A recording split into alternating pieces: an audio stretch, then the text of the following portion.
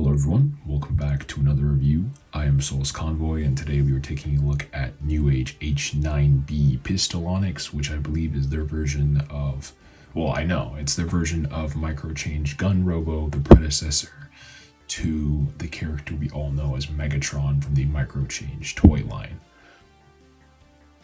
Let's take a look at the box. So, the box has that classic, Micro Warrior change to P38 Robo weapon form. Very calling back to Microchange. Looks pretty great. Has the TCP logo on top because this was an exclusive in 2021, I believe, to TFCon Baltimore. Pics of the figure, pic of the figure, pics of the figure. More art. So art looks great, box looks great. There's a window so you can see. All good. Let's get back to the figure himself. This was a TFCon 2021 exclusive. I believe it was limited to 500 pieces or 300 pieces. I think it's one of the only Newage TFCon exclusives ever. Actually, they don't really do many con exclusives, just Weibo giveaway, lucky draws. But yeah, it's a very hearkening callback to the original Black Gun Robo. I think the only other Microchange Gun Robo homage from a Megatron toy is a Koro Q Super Deformed toy by Takara. This has never really gotten any representation, so I believe this is like one of the only transforming action figures in the modern era of Microchange Gun Robo. So it is kind of a monumentous figure. It was something I was looking for a long time. One of my back collecting grails, not necessarily hard to find, just very expensive. I paid $100 for this at TFCon at TCP's own booth, despite it retailing for $75 3 years ago, whatever. But that's about the going rate. It's like $120 online, maybe $110 if you're lucky. And the mold itself goes for like $50 to $60 on Asian retailers. So bit of a late tax, one of the only Newage figures I've paid late tax on. I didn't even pay late tax on Rear Window, so it's going to color some of my thoughts in this review. But taking a look at him overall, he does look really good. Like, let's just get in on the head sculpt, because that toy head is absolutely gorgeous. I mean, wow. Like, wow.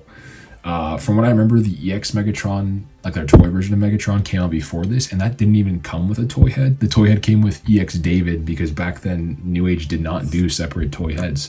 Fun fact, right? Their Soundwave doesn't have one either. So some of those older Newage figs, don't have these toy heads. This came out later, so they included the toy head, but more on the accessories for this guy later.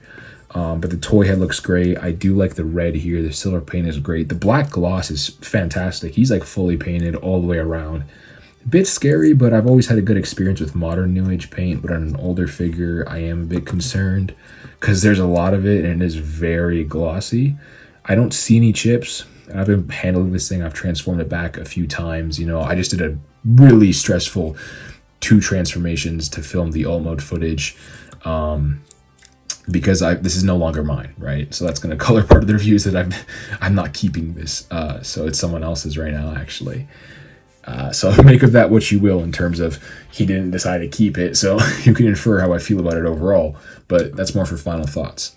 But he does look really good, man. The only part that stands out to me is just like, why is these unpainted thigh ball joints in this really dull gray? It's like the only ugly part of an otherwise gorgeous figure. And it just kind of...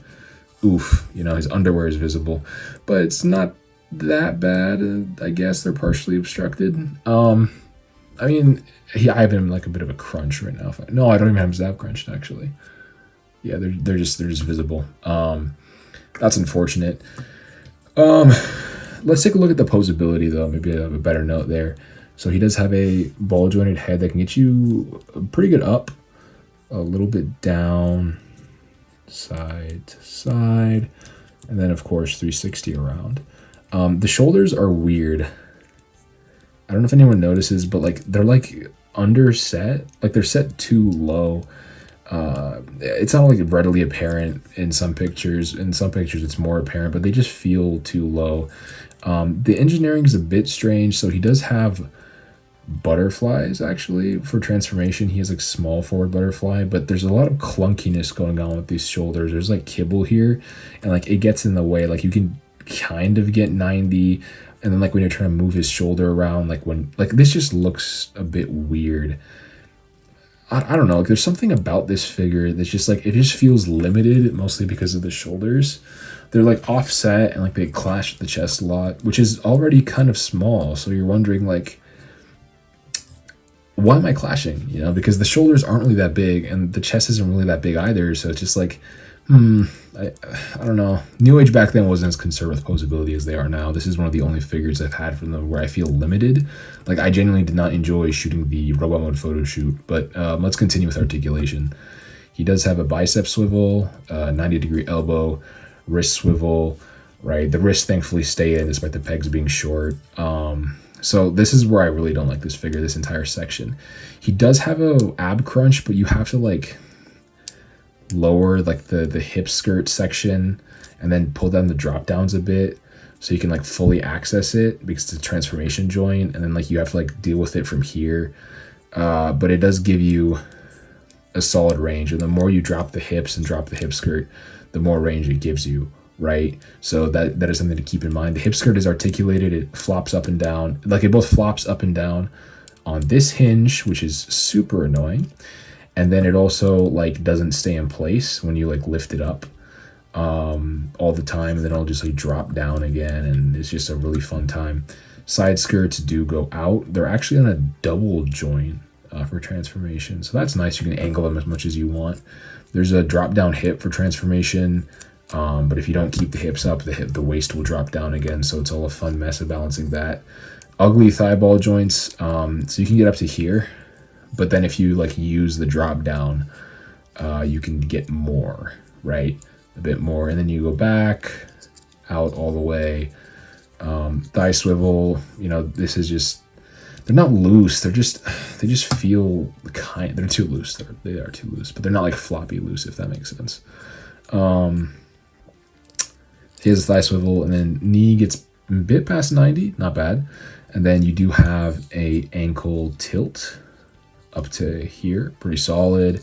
And then I think you can push it a bit more. No, actually, it just caps there. Okay, never mind. So no up down at the heel, but you can like fake it by doing something like this, by bringing down the bottom of the foot. But it's only going to look good from one angle. But I do it sometimes to cheat. I do that a lot. But yeah, that's not exactly perfect. I mean, the articulation is fine for the era. I think expecting more would have been a folly. This figure came out a long time ago. This is H9. We're on like H60 something right now. So, you know, the articulation isn't bad. It's just kind of clustered, kind of limited, and the tolerances, especially in the waist area, do not feel good. This whole area feels like floppy and just weak, and I am not a fan of it. In terms of accessories, hands. So as you guys know, this is a figure released before David, about, I think, 18 releases before David. So he is going to come with the two pair of fists, right? He actually has the pointing hand, which does look pretty good here. So you can just pop that right in. And despite these the pointing hand is actually super loose. The pointing hand like barely stays in there, has almost no grip actually. And of course he has the ugly open hands, right? The splayed open hands. And do those stay in? Those are much more robust actually. Those are much more robust. They're like the fists. So yeah, you have those pairs of hands. As always, I hate the splayed open hands. Just don't like this sculpt. The modern one is so much better, especially the hinged ones, but even without the hinge, I just don't like this sculpt. It's so useless for posing. It's like only one pose has this hand position. Like it doesn't, like maybe slaps and like I guess it's good if you want to like wind up like a mean slap on someone, right? Like you want to wind up a mean slap or wave hello, but the other one does those as well. It just has more of like a grasping motion, so it looks much more natural in every other pose. Sorry, I'm ranting out the hands again. Let's see. So obviously the fusion cannon is detachable, and for transformation this will fold up, but I am not going to do it now because pulling it out is a pain in the ass. But yeah, the fusion cannon can detach. I'm putting it back on because it's like his, you know, it's his thing. And this is one of my big nitpicks with this figure. He comes with alt faces, but they're not actually for microchange Megatron. They use the tune. They use like the tune design, right? So like you can't even use them and have him still be microchange Megatron. Like I guess you could, but like the toon face, like the whole appeal of this figure is the toy head, for me personally. He has a second one, which I left it in the wrap because it doesn't have a space in the cutout, so I'm not taking it out because I wrapped it up for the person who's buying this from me. But this was a maniacal smiling grin, and it's a great sculpt. The head sculpts are terrific, but they're not microchanged. They're like 100% toon, and I do have just a sprue mark, unfortunately, on the bottom of one of his chins. But they're not like this beautiful toy head, so they're kind of useless. Speaking of useless accessories, we also get Megatron's gun from the 1986 movie, the key to Vector Sigma, and the mace from the cartoon. Every single accessory this figure comes with, except the fusion cannon, are all cartoon accessories. Oh no, well he has the orange cap, right? So you can put the orange cap on. There we go. That's a non-tuner accessory right there. I don't know. I think it's just really strange that like this figure has all these accessories. Oh wait, never mind. I forgot to mention. You can turn the silencer and the stock into a turret. No handles for him to man it, obviously. But yeah, every Megatron does this. You know this by now, and it can articulate, but it's kind of loose actually, so it just falls forward.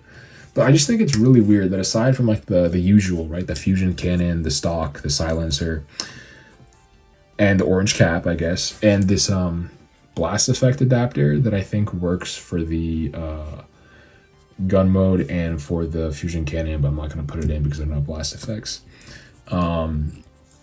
I think it's just weird that I'm the only microchange Megatron toy ever using a sculpt that's for a Toyner Megatron. He doesn't come with like any accessories that aren't non-toon, except for the absolutely crucial stuff, right?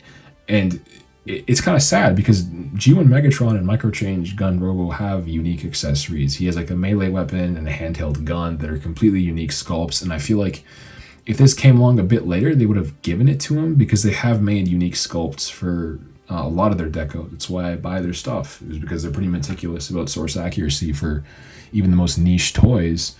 And this just isn't that, right? I think it's just really strange that I have a bunch of accessories on this guy that make no sense. Why does he need the key to Vector Sigma? Why does he need Megatron's gun from the 1986 movie? Like, this isn't Megatron. Like, this is Microchange Gun Robo, right? Why does he need a mace? I mean, all of these could have been replaced with accessories that are more topical to the actual character.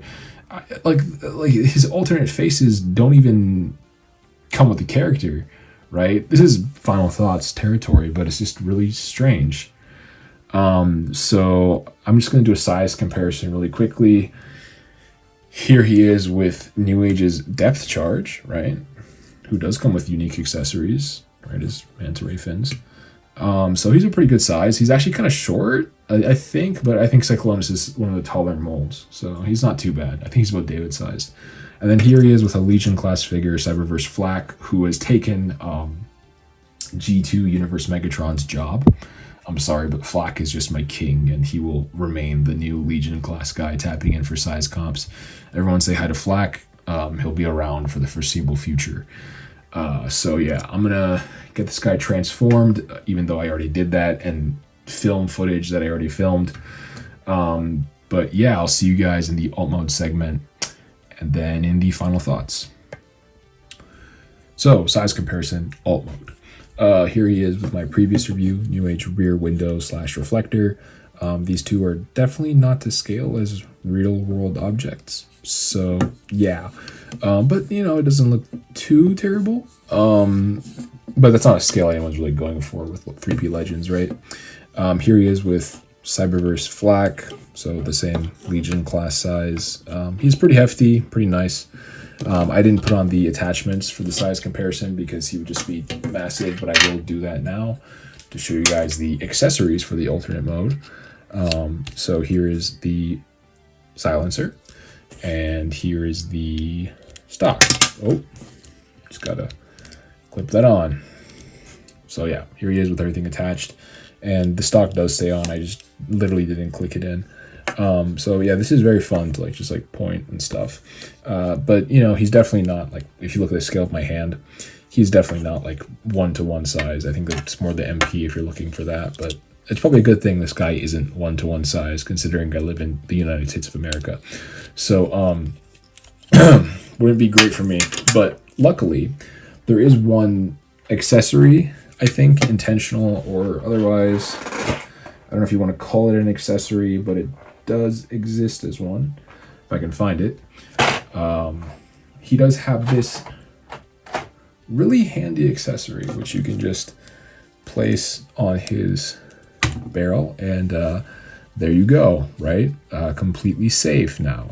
No risk of anything bad happening to you walking around with this, because it has this very distinct orange cap.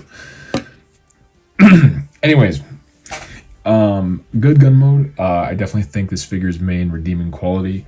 I should probably show it with the stock off as well, and all the other gimmicks. So you can take off the silencer, not the stock, and the orange cap. Oh no! And that's kind of a problem, but I guess they assume everyone's gonna leave the scope on. I mean, it is a P38, so I don't really know if a scope makes a lot of sense. And my neighbor's dogs are going crazy, yo. But the hammer also works, so there's that. Very fun, part of the immersion, I guess. And the trigger does work, so if you want to have like a really satisfying trigger pull, you can bring the trigger here and then hold it, and then boom, right? So yeah, very, very good gun mode, very stable, very robust. Nothing really feels untabbed except for maybe these parts. They kind of squeeze, you can't even see it on camera. But overall, very satisfied with the gun mode. Definitely fun to mess with, and the all black looks great here. The glossy black looks fantastic, and then the red is a nice little breakup, even if it kind of stands out. And the brown handle just looks fantastic. The texturing on the handle is great. It really is a great part of this figure, man. I love this gun mode. It's not just the gun mode though, is it, right? But yeah, I mean, definitely great. For this one, I'm actually going to transform him back for final thoughts. So I'll have this for you in a second. So final thoughts. I'm not going to shoot into the gallery just yet, because I do have to say some things. And I kind of wanted to just mess with this guy on camera for a bit. So I really do love how this guy looks, right? I like how he feels, except for the waist and the hips. They just make him an absolute bore to pose. Everything just feels so finicky and fiddly down there in a way that I don't really expect from Newage. It's not really a joint tightening thing. It's just like not a great assembly in general for having a fun action figure experience, in my opinion. But I wanted to separate my final thoughts into two things: the issues I have with this release, particularly, which way outnumber the issues I have with the mold itself. That's a different discussion, one I don't really care for, actually. With this release, the big things I have are the price, which is not really fair to the actual toy, because I paid late tax to the original vendor, which is kind of sus. Why am I paying late tax to the guys who sold it for a certain price X years ago? But whatever, it's found stock, I get it. You know, they had to bring it out to the con, so I get it. But, you know, the price, and then at least he came with a toy head, right? I guess was the justification. But the accessories are really just a huge problem I have with this release. It's supposed to be like a premium, like one-at-a-time thing, like the only homage to Microchange Megatron. And I get like a bunch of useless toon accessories I don't care for, instead of like the actual accessories he's meant to come with, like his handheld gun and his sword, right? Like, it's just annoying. I guess I could get those 3D printed, but that ship has sailed, right? I'm not doing all that. I paid $100 for this thing, which is really coloring a lot of my opinions, because it doesn't feel like $100. It's the main reason I'm selling it, because I just can't justify keeping it around. I don't enjoy it nearly as much as I would enjoy a lot of my other toys that cost that much money, or multiple toys that cost less. The mold itself is less problematic for me. I don't like the shoulders. I don't like the waist assembly. I think the transformation is fun, and it's definitely the only gun mode Megatron and Legend scale that you have an option for, and is probably a solid one as well if you want one you can transform. But if you're a tuner just looking for a Megatron to put on your shelf and pose and play with, just get the magic square and don't transform it. Honestly, that's my take. If you need one you can transform without being like driven insane, then yeah, you're gonna have to pick up Newage. I don't think it's a bad toy by any means, but it's definitely not something I'm looking for. The robot mode feels janky and stiff. It feels limited. I really do not like the waist section. Okay, like this is just annoying as hell. And the whole like you have to move the hip skirts. It's just so much work to activate the ab crunch and then like mess with it. And fun fact, I didn't even recognize it, but the back on this guy kind of sucks. He really does kind of suck from the back, and you don't really notice it on this deco because like it's all black, right? It all blends in, but there is not that much mass there. He feels so empty and hollow, and I've seen on the toy and the great on the Toon and the other versions, it's a lot more apparent how like the back on this figure is just not really a thing. Like he feels like a shell of a toy with like a backpack, and the giant divots in the hips, which I get are there for transformation. And it's just not. I just don't like the tolerances, man. But yeah, let me switch the gallery really quickly while I talk some more. So I don't know, man. I can't recommend this release. I think if you're a diehard for microchange Megatron like I am, even then it's a bit of a push. He does look great though, like objectively speaking, he looks fantastic. He looks beautiful. So if you like a pretty toy, I think you could go for it. The transformation is pretty fun, actually. All things considered, it's pretty fun. There's one or two steps that are really annoying, and there's one step where you definitely need a spudger when you're trying to transform back to robot mode. But it's run of the mill for, I think, Newage. This is a hard design to map into a physical space, and I can give them some leeway for that. It's hard to recommend it at $100. There's a lot from Newage, from Magic Square, from Iron Factory, from Fans Toys, from XTB at $100 that I think are going to have you a better user experience in this figure, right? If you get to pay like $60, then yeah, maybe it's more like justifiable. But again, there's also more toys at $60 that are more enjoyable than this figure. I think it's a shame that, you know, in the landscape of 3P Legends, we have like 3 G1 Megatron toys or G1 adjacent. We have Magic Square, we have this, and we have Iron Factory. And all of them have like a slew of issues, right? Magic Square, you basically cannot transform. The painted releases are a nightmare, right? Iron Factory is unobtainium and super dated. And then this mold has its own slew of problems, but I'd say it's probably the best toy out of the 3 of them, which is more of an indictment of the other 2. Yeah, like as a transforming toy, I think this one wins, but it's not like winning a good competition. It's like the least flawed, which sucks because I actually do love how Magic Square Megatron looks, but they only release it in the Toon Deco, and I'm not going to buy something I physically cannot transform. You know, I've gotten enough first-hand experience and second-hand experience to know that that's not something for me. But if you just want a robot mode Megatron, get Magic Square. If you want this, be ready to drop $100 on something that might not feel that, you know, impressive in hand. This is one of those toys where when I got it, like the euphoria of just finding one, getting one, picking one up in person, which was insane because I'd never seen Newage in person at a vendor, like a cart, like a staff before, like a store, because I don't have anything like that in my area. So it was really crazy to see that at the con, and, you know, like it was super hyped to get it, but once like the honeymoon phase of like the con haul wore off, I started feeling like, man, there were a lot of other toys at that convention I could have spent $100 on. And yeah, I think it's the biggest thing about the toys. Like if you regret spending money on it and you're not having a fun time, then it's not really a toy, is it? It's like an obligation. It's like a burden. This is not really related to this figure itself, and I'm rambling, but like if I'm not having fun, then it's not great, right? I know it's very subjective, but like that's how I base all my reasonings. If I'm enjoying the toy, then it's a good toy. Like I can enjoy the toy and admit it has a ton of problems. I enjoy some parts of this, but the parts I don't enjoy are kind of overwhelming the stuff I do enjoy, mostly the waist assembly. It's not fun to handle, right? Repeating myself, but it is really not fun to handle. And it's a shame because, you know, there's a really good figure here. I think if they just cooked it a bit more, it could have been even better. But I could also say the design from the get-go is kind of scuffed because of the back. And like the wonky shoulders and the limited articulation. So it's just, I don't know, man. I don't want to rag on the mold too much. I think it's still really impressive for what it accomplishes at this scale. Years ago, you would have thought that a masterpiece Megatron of this design was impossible, much less one that is kind of fun to transform, which is insane. If you want a gun Megatron to flip back and forth, this is your guy, you know. Maybe not this release because of how expensive it is and hard to find it is, and The paint being so glossy, you're kind of scared of chipping it, you know. But if you want to pick up the Toon one and go ham, I mean, I think it's a good toy. I think that if you just want to flip something back and forth, it's a pretty good option. But again, it is a gun mode Megatron, so it is going to be a bit tough. But yeah, rambling for a minute, huh?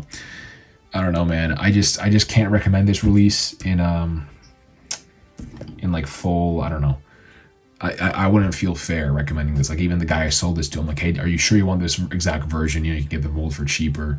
But he's like, no, I'm down. So, you know, hope he enjoys it, basically. But yeah, thank you guys for tuning in. This is definitely one of my longer reviews, but I really wanted to get all my thoughts out there. Just to recap, you know, I think it's a decent transforming mold. I think it's a good interpretation of Megatron, but I can't recommend this release because of the price.